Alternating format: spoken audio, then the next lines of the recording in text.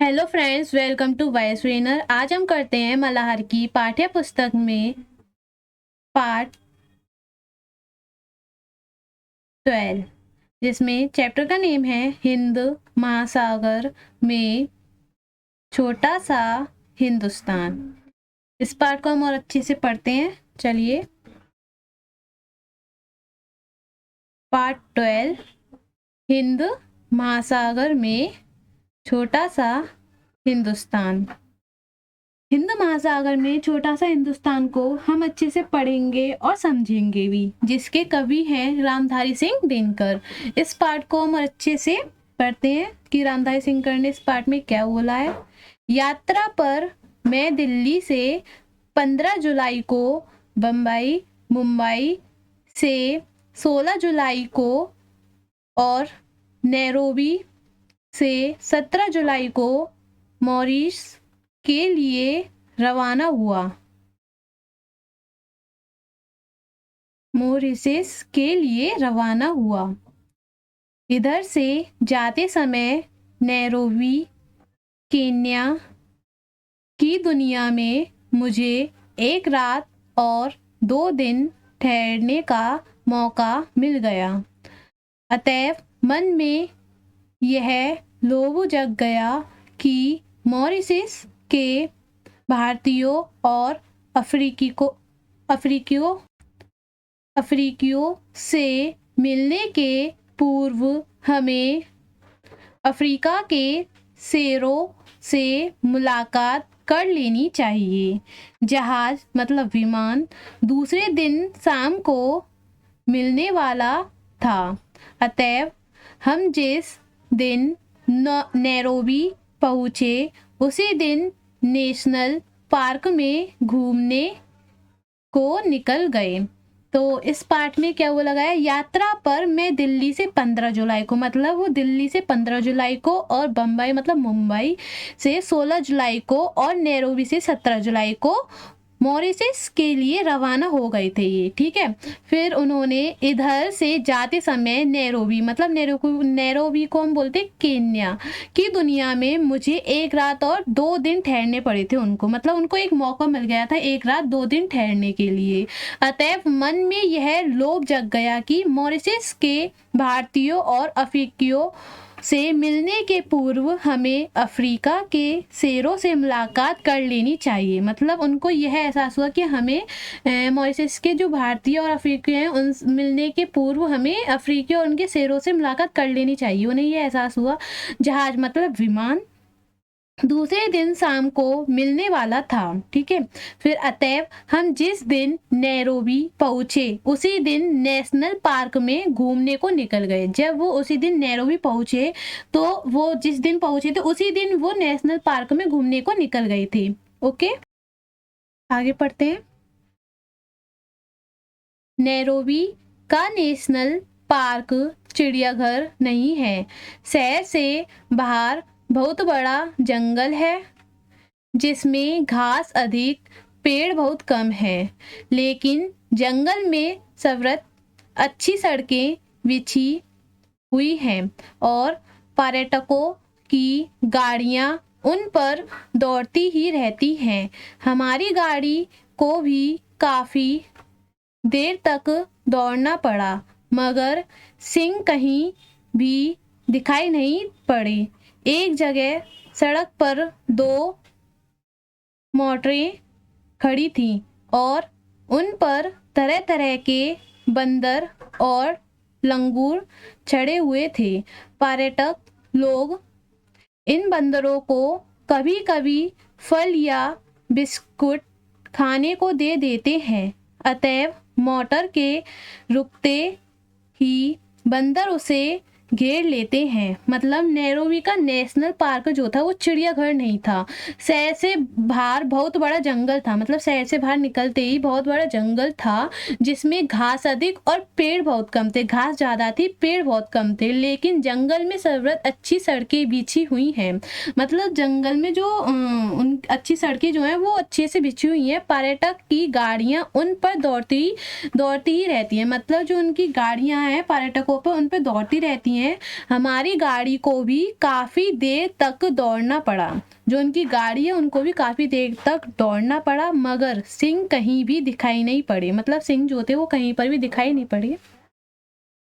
एक जगह सड़क पर दो मोटरें खड़ी थी, मतलब एक ही जगह पर उसी सड़क पर दो मोटरें खड़ी थी और उन पर तरह तरह के बंदर और लंगूर चढ़े हुए थे। तरह तरह के बंदर और लंगूर चढ़े हुए थे। पर्यटक लोग इन बंदरों को कभी कभी फल या बिस्कुट खाने को दे देते थे, ठीक है।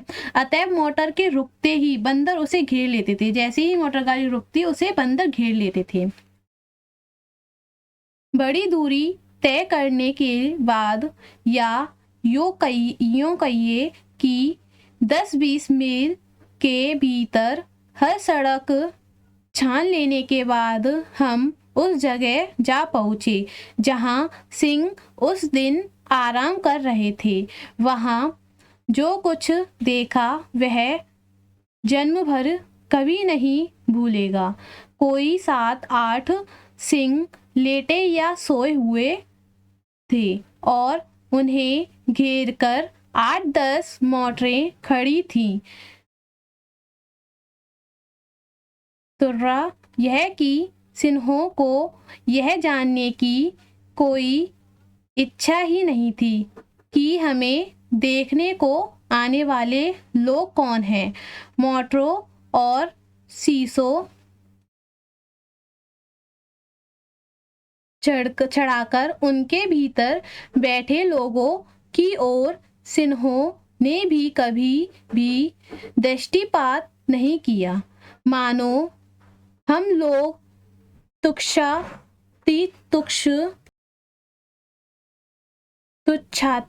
तुच्छ हो और उनकी नज़र में आने के योग्य बिल्कुल नहीं हो। हम लोग वहाँ आधा घंटा ठहरे होंगे।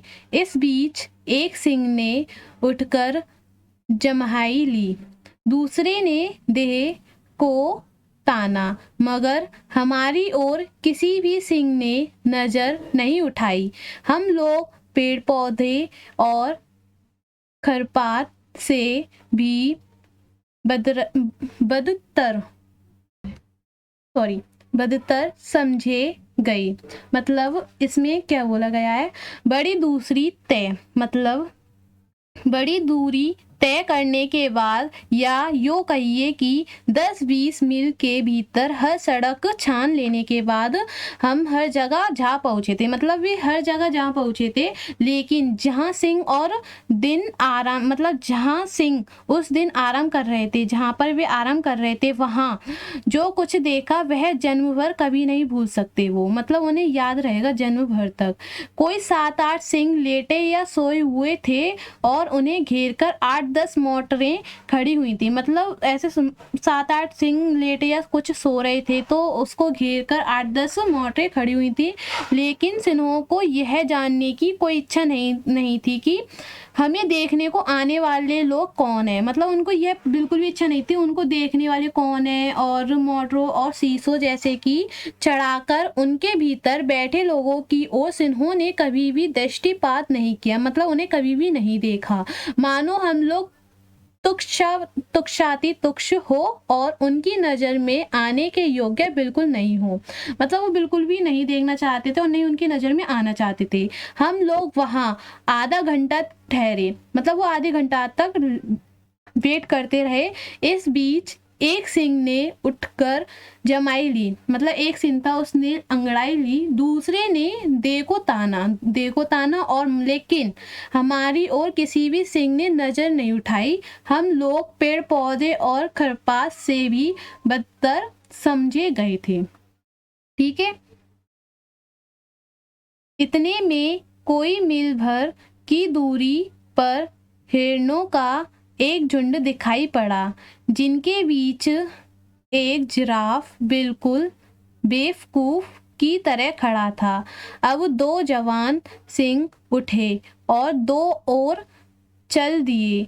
एक तो थोड़ा सा आगे बढ़कर एक जगह बैठ गया, लेकिन दूसरा जो था वो घास के बीच छिपता हुआ मोर्चे पर आगे बढ़ने लगा। मतलब इतने में कोई मील भर की दूरी पर हिरणों का एक झुंड दिखाई दिया उन्हें, जिनके बीच एक जिराफ बिल्कुल बेवकूफ की तरह खड़ा था। लेकिन अब दो जवान सिंह उठे और दो और चल दिए, मतलब दो और चल दिए। एक तो थोड़ा सा आगे बढ़कर एक जगह बैठ गया, लेकिन जो दूसरा घास के बीच छिपता हुआ मोर्चे पर आगे बढ़ने लगा, दूसरा जो था।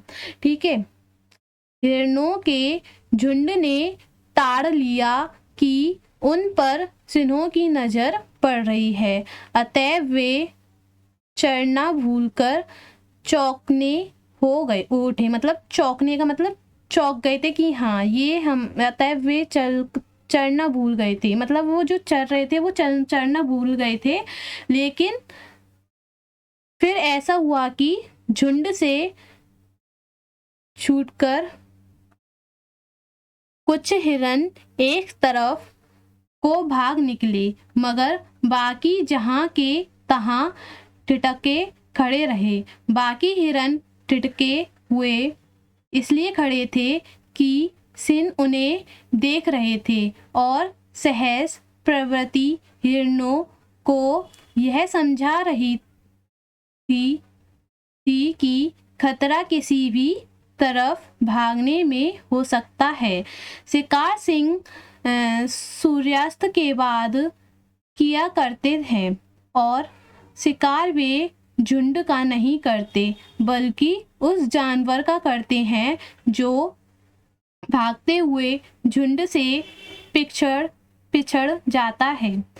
अब यह बात समझ में आई कि हिरन भागने को निरापद नहीं समझकर एक गोल में क्यों खड़े थे।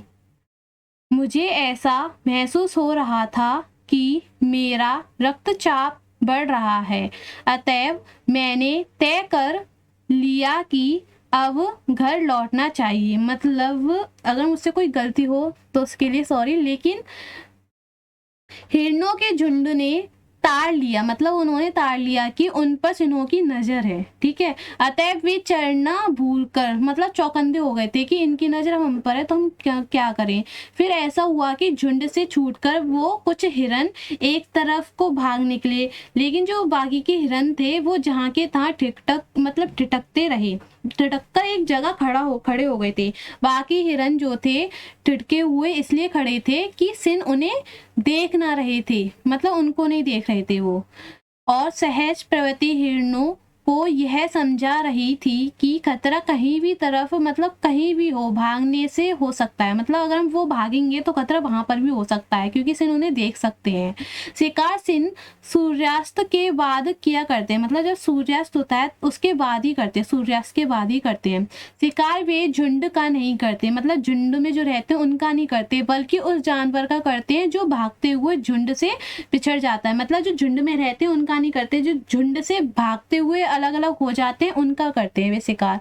अब यह बात समझ में आई कि हिरन भागने को निरापद नहीं समझकर एक गोल में क्यों खड़े थे। अब ये बात उनको समझ में आ गई। मुझे ऐसा महसूस हो रहा था कि मेरा रक्तचाप बढ़ रहा है, रक्तचाप मतलब उनको यह महसूस हो गया उनका खून जो है वो बढ़ रहा है। अतएव मैंने तय कर लिया कि अब घर लौटना चाहिए। उन्होंने अब तय कर लिया मैं अब घर जाना चाहिए, बहुत देर हो गई है। नैरोबी से मॉरिशस तक हम BOAC के जहाज में उड़े। जहाज नैरोबी से 4 बजे शाम को उड़ा और 5 घंटों की निरंतर उड़ान के बाद जब वह मॉरिशस पहुंचा तब वहां रात के लगभग 10 बज रहे थे। रात थी, अंधेरा था, पानी बरस रहा था, मगर तब भी हमारे स्वागत में बहुत लोग खड़े थे। हवाई अड्डे के स्वागत का समा देखकर यह भाव जगे बिना नहीं रहा कि हम जहाँ आए हैं वह छोटे पैमाने पर भारत ही है। मॉरिशस द्वीप भूमध्य रेखा से कोई 20 डिग्री दक्षिण और देशांतर रेखा 60 के बिल्कुल पास, किंतु उससे पश्चिम की ओर बसा हुआ है। मॉरिशस की लंबाई 29 मील और चौड़ाई कोई 30 मील है। वैसे पूरे मॉरिशस द्वीप का रकबा 720 वर्ग मील आका जाता है। यह द्वीप हिंद महासागर का मोती है। भारत समुद्र का सबसे खूबसूरत सितारा है। इसमें क्या बताया गया है कि नैरोबी से मॉरिशस तक हम BOAC के जहाज में उड़े, वो उस जहाज में उड़े। जहाज नैरोबी से 4 बजे को उड़ा और 5 घंटों की निरंतर उड़ान के बाद जब वह मॉरिशस पहुंचा तब वहां रात के लगभग 10 बज रहे थे। तब वो पहुंचे थे 10 बज रहे थे, रात थी, अंधेरा था, पानी बरस रहा था, मगर फिर भी उनका स्वागत बहुत ही अच्छे से लोग कर रहे थे। वहां पे बहुत सारे लोग खड़े हुए थे। हवाई अड्डे के स्वागत का समय देखकर यह भाव जगे कि बिना नहीं रहे कि हम जहाँ आए हैं, मतलब यह भाव जगे कि बिना नहीं रहा कि हम जहाँ आए हैं वह छोटे पैमाने पर भारत ही है। मॉरिशस द्वीप भूमध्य रेखा से कोई 20 डिग्री दक्षिण और देशांतर रेखा 60 के बिल्कुल पास है, किंतु उससे पश्चिम की ओर बसा हुआ है। पश्चिम जो है उसकी ओर बसा हुआ है। मॉरिशस की लंबाई जो है वो है 29 मील और उसकी चौड़ाई जो है वो है 30 मील। वैसे पूरे मॉरिशस द्वीप का रकबा जो है वो 720 वर्ग मील आका जाता है। यह द्वीप हिंद महासागर का मोती है। क्या है यह द्वीप? हिंद महासागर का मोती। भारत समुद्र का सबसे खूबसूरत सितारा है ये। मॉरिशस वह देश है जिसका कोई भी हिस्सा समुद्र से 15 मील से ज़्यादा दूर नहीं है। मॉरिशस वह देश है जहाँ की संख्या के 67% लोग भारतीय खानदान के हैं, जहाँ 53% लोग हिंदू हैं। मॉरिशस वह देश है जिसकी राजधानी पोर्ट लुई की गलियों के नाम कलकत्ता, मद्रास, हैदराबाद और बम्बई है तथा जिनके एक पूरे मोहल्ले का नाम काशी है। मॉरिशस वह देश है जहाँ बनारस भी है, गोकुल भी है और राजस्थान भी। मॉरिशस वह देश है जहाँ माध्यमिक स्कूलों को कॉलेज कहने का रिवाज है। चूँकि मॉरिशस के हिंदुओं में से अधिकांश बिहार और उत्तर प्रदेश के लोग हैं, इसलिए हिंदी का मॉरिशस में व्यापक प्रचार है। मॉरिशस की राजभाषा अंग्रेजी, किंतु संस्कृति की भाषा फ्रेंच है, मगर जनता वहाँ क्रेयोल बोलती है। मतलब इसमें क्या बोला गया है?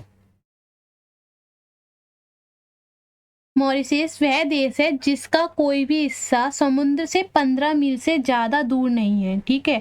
मॉरिशस वह देश है जहाँ की जो जनसंख्या है वो 67% लोग भारतीय खानदान के हैं और जहाँ 53% लोग हिंदू हैं। 67 भारतीय खानदान के और 53 हिंदू हैं। मॉरिशस वह देश है जिसकी राजधानी जो है वो पोर्ट लुई की गलियों के नाम कलकत्ता, मद्रास, हैदराबाद और बम्बई है तथा जिसके एक पूरे मोहल्ले का नाम काशी है। उसके पूरे एक मोहल्ले का नाम क्या है? काशी। मॉरिशस वह देश है जहाँ बनारस भी है, गोकुल भी है और राजस्थान भी है। मॉरिशस वह देश है जहाँ माध्यमिक स्कूलों को कॉलेज कहने का रिवाज करते हैं, मतलब रिवाज है वहाँ पर। क्योंकि मॉरिशस के हिंदुओं में से अधिकांश बिहार और उत्तर प्रदेश के लोग भी हैं, मतलब उसके हिंदुओं में अधिकांश तो बिहार है और उत्तर प्रदेश के लोग भी हैं, दोनों हैं। इसलिए हिंदी का मॉरिशस में व्यापक प्रचार है, उनका बहुत ही ज़्यादा प्रचार है। मॉरिशस की राजभाषा जो है वो अंग्रेजी है, किंतु संस्कृति की भाषा फ्रेंच है। उनकी राजभाषा अंग्रेजी, किंतु जो संस्कृत की भाषा है वो फ्रेंच है। और जनता वहाँ क्रेयोल बोलती है। क्रेयोल का फ्रेंच से वही संबंध है जो संबंध भोजपुरी का हिंदी से है। और क्रेयोल के बाद मॉरिशस की दूसरी जनभाषा भोजपुरी को ही मानना पड़ेगा। फिर यह सभी भारतीय भोजपुरी बोलते अथवा उसे समझ लेते हैं। यहाँ तक कि भारतीयों के पड़ोस में रहने वाले चीनी भी भोजपुरी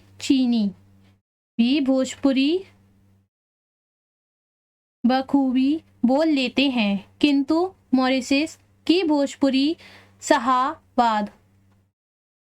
शाहवाद या सारन की भोजपुरी नहीं है।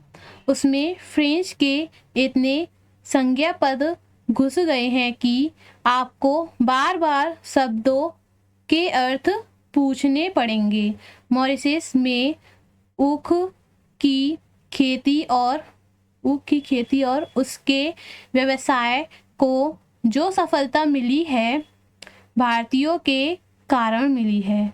मॉरिशस की असली ताकत भारतीय लोग ही हैं। सारा मॉरिशस कृषि प्रधान द्वीप है, क्योंकि चीनी वहाँ का प्रमुख अथवा एकमात्र उद्योग है।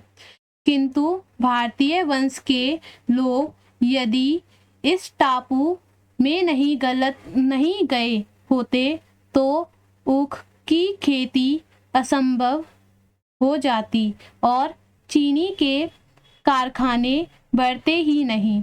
भारत में बैठे बैठे हम यह नहीं समझ पाते कि भारतीय संस्कृति कितनी प्राणवती और चिरायु है, किंतु मॉरिशस जाकर हम अपनी संस्कृति की प्राणवत्ता का ज्ञान आसानी से प्राप्त कर लेते हैं।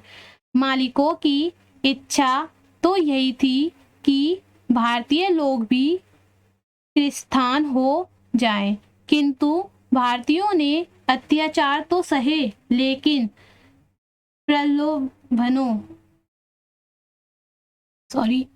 प्रलोभनों को ठुकरा दिया।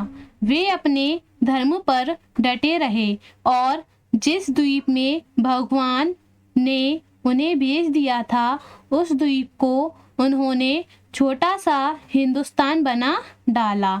यह ऐसी सफलता की बात है जिस पर सभी भारतीयों को गर्व होना चाहिए। हम इसको अच्छे से समझते हैं। मॉरिशस में ऊपर से पढ़ते हैं। वही संबंध है जो संबंध भोजपुरी का हिंदी से है, मतलब जो संबंध भोजपुरी का हिंदी से है वही संबंध है जो संबंध भोजपुरी का जो हिंदी से है। यह क्रेयोल के बाद मॉरिशस की दूसरी जनभाषा भोजपुरी ही मानी जाएगी। लेकिन सभी भारतीय भोजपुरी बोलते अथवा उसे समझ लेते हैं, क्योंकि भोजपुरी बोलते हैं तो उसे समझ भी लेते हैं। यहाँ तक कि भारतीयों के पड़ोस में रहने वाले चीनी भी भोजपुरी बखूबी बोल लेते हैं, अच्छे से बोल लेते हैं। किंतु मॉरिशस की भोजपुरी जो है वो शाहवाद या सारन की भोजपुरी नहीं है। उसमें फ्रेंच के इतने संज्ञा पद घुस गए हैं कि आपको बार बार शब्दों के अर्थ पूछने पड़ेंगे। मतलब उसमें इतना संज्ञा पद घुस गए हैं कि हम उस शब्दों का बार बार पूछेंगे कि इसका मतलब क्या है, उसका मतलब क्या है। ऐसे मॉरिशस ने ऊख की खेती और उसके व्यवसाय को जो सफलता मिली तो भारतीयों के कारण मिली है, मतलब उसको जो सफलता मिली है वो भारतीयों के कारण मिली है।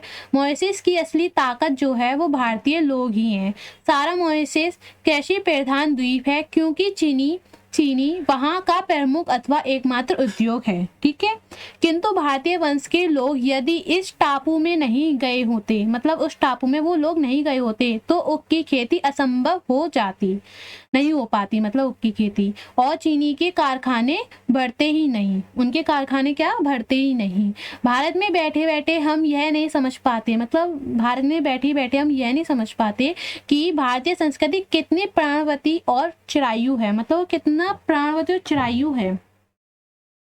किंतु मॉरिशस जाकर हम अपनी संस्कृति की प्राणवत्ता का ज्ञान आसानी से प्राप्त कर लेते हैं, मतलब वो हमारे लिए कितनी जान छिड़कती है, उस चीज़ के बारे में बता रहे हैं।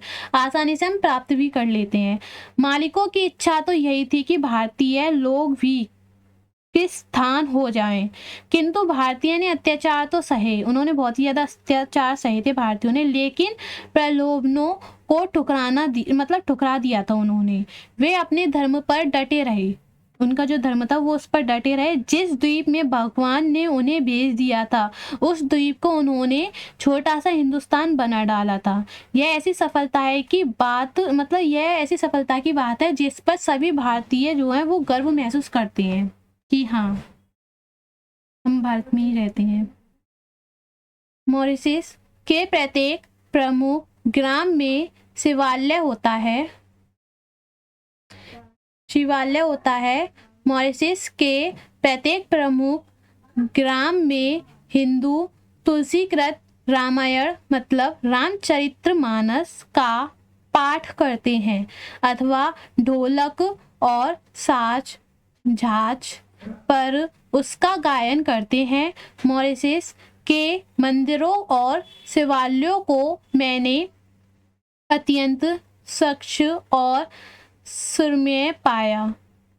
कितना अच्छा हो यदि हम भारत में भी अपने मंदिरों और तीर्थ स्थानों को उतना ही स्वच्छ और सुरम्य बनाना आरंभ कर दें जितने स्वच्छ वे मॉरिशस में दिखाई देते हैं। मतलब मॉरिशस के जो प्रत्येक प्रमुख ग्राम में जो शिवालय हैं, मॉरिशस के प्रत्येक प्रमुख ग्राम में जो हिंदू तुलसीकृत, मतलब रामायण रामचरितमानस का जो पाठ करते हैं, अथवा जो ढोलक बजाते हैं और झाज पर उनका गायन करते हैं, मॉरिशस के मंदिरों और शिवालयों को मैंने अत्यंत स्वच्छ और सुरम्य पाया था, मतलब बहुत ही अच्छा साफ चीज़ पाई थी, मतलब वहाँ पर बहुत ही ज़्यादा साफ था। कितना अच्छा हो यदि हम भारत में भी अपने मंदिरों और तीर्थ स्थानों को उतना ही स्वच्छ और सुरम्य बना, मतलब उन्होंने बोला कि मतलब मंदिरों और तीर्थ स्थानों को उतना ही स्वच्छ और सुरम्य का मतलब अच्छा, उसको अच्छे से सजाएं और अच्छा बनाएं, और स्वच्छ मतलब साफ वगैरह रखें। अब अगर हम अपने मंदिर को भी स्वच्छ और अच्छे से सजा वजा कर रखेंगे तो वो कितना अच्छा दिखेगा। आरंभ कर दें तो जितने स्वच्छ में मॉरिशस में दिखाई देते, मतलब जितना वहाँ पर कितने अच्छे से दिखाई देता है, कितना साफ जगह दिखाई देती है, उस चीज़ के बारे में बता रहे हैं। भारत के पर्व त्योहारों मॉरिशस में भी प्रचलित है, किंतु वर्ष का सर्वश्रेष्ठ धार्मिक पर्व शिवरात्रि है। मॉरिशस के मध्य में एक झील है जिसका संबंध हिंदुओं ने परियों से बिठा दिया है, और उस झील का नाम अब परी तालाब हो गया है। परी तालाब केवल तीर्थ ही नहीं, दृश्य से भी पिकनिक का स्थान है, किंतु वहाँ पिकनिक पर जाने वाले लोग अपने साथ मांस मछली नहीं ले जाते, ना अपवित्रता का वहाँ कोई व्यापार करते हैं। मतलब भारत के पर्व त्योहार मॉरिशस में भी प्रचलित है, वहाँ पर भी है, मतलब प्रचलित का मतलब वहाँ पर भी वो चीज़ है जो चीज़ यहाँ पर है, मतलब भारत में है। किंतु वर्ष का सर्वश्रेष्ठ धार्मिक पर्व शिवरात्रि है। ठीक है, मॉरिशस के मध्य में एक झील है, मतलब वहाँ पर एक झील है जिसका संबंध हिंदुओं ने परियों से बिठा दिया है। उसका संबंध कहाँ से बिठा दिया हिंदुओं ने? परियों से। और उस झील का नाम क्या रख दिया है? परितालाब। उस झील का नाम है परितालाब। परितालाब जो है वो केवल एक तीर्थ ही नहीं है, दृश्य से भी पिकनिक का स्थान है। मतलब वहां पर सब लोग देखने के लिए आते हैं, वो पिकनिक स्थान बन गया है। किंतु वहां पिकनिक पर जाने वाले लोग अपने साथ ना मांस मछली कुछ भी नहीं ले जाते हैं और ना उसको वो अपवित्र करते हैं। वहां कोई व्यापार करते हैं, मतलब अपवित्र का वहां कोई व्यापार भी नहीं करते हैं। ठीक है। शिवरात्रि के समय सारे मॉरिशस के हिंदू श्वेत वस्त्र धारण करके कंधों पर कांवर लिए जुलूस बांधकर परी तालाब पर आते हैं और परी तालाब का जल भरकर अपने अपने गांव के शिवालय को लौट जाते हैं तथा शिवजी को जल चढ़ाकर अपने घरों में प्रवेश करते हैं। ये सारे कृत्य वे बड़ी ही भक्ति भावना और पवित्रता से करते हैं। सभी वयस्क लोग उस दिन उजली धोती, उजली कमीज और उजली गांधी टोपी पहनते हैं। हाँ, बच्चे हाफ पैंट पहन सकते हैं, लेकिन गांधी टोपी उस दिन उन्हें भी पहननी पड़ती है।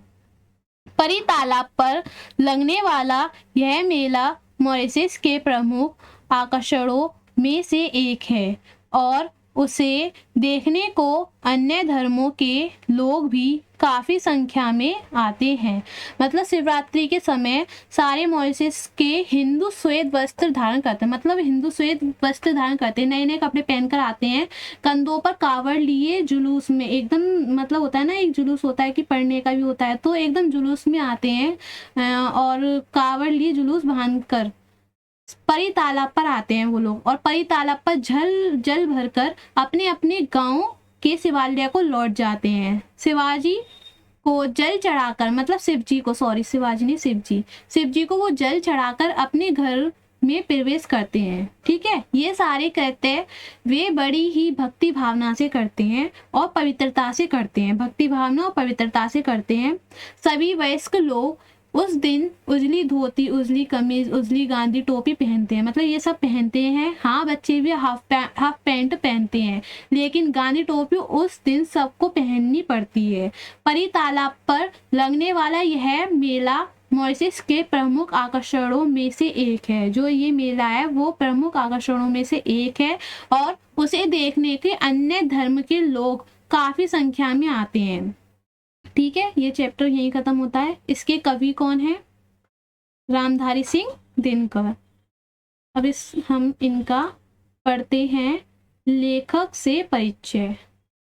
आपने जो रोचक यात्रा वृत्तांत पढ़ा है उसे हिंदी के प्रसिद्ध लेखक रामधारी सिंह दिनकर ने लिखा है। दिनकर की रचनाओं की विशेषता है भारत और भारत की संस्कृति। उनकी रचनाओं में वीरता, उत्साह और देश प्रेम का भाव अधिक है। स्वतंत्रता मिलने के बाद भी भारत का गौरव गान उनकी रचनाओं का विषय बना रहा। उन्होंने आप जैसे बच्चों के लिए भी पुस्तकें लिखी हैं, जैसे मिर्च का मजा, पड़कू की सूझ और सूरज का विवाह आदि। विवाह आदि। इनका जन्म 1908 में और इनकी मृत्यु 1974 में हुई थी। जन्म 1908 में और मृत्यु 1974 में हुई थी। इस चैप्टर को यहीं ख़त्म करते हैं। अगर आपको वीडियो अच्छी लगे तो वीडियो को लाइक करें और चैनल को सब्सक्राइब। अगर आपको किसी और चीज़ की वीडियो भी चाहिए तो आप प्लेलिस्ट में जाके वीडियो को देख सकते हैं अच्छे से और समझ सकते भी हैं। Thank you. वीडियो को लाइक, शेयर एंड सब्सक्राइब।